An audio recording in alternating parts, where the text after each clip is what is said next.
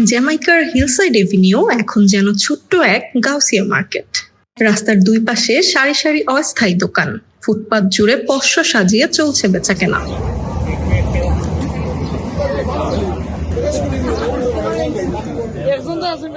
পোশাক থেকে শুরু করে ফলমূল, গৃহস্থালির সামগ্রী থেকে নানা ধরনের পণ্য, সবই মিলছে হাতের নাগালে।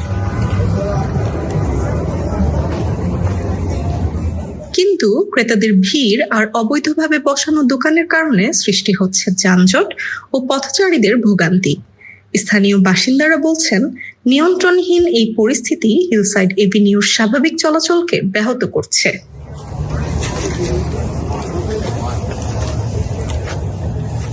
জ্যামাইকার প্রাণকেন্দ্র হিলসাইড কি সত্যি ঢাকার গাউসিয়া মার্কেটে পরিণত হচ্ছে, নাকি প্রয়োজন আরো কার্যকর ব্যবস্থাপনার?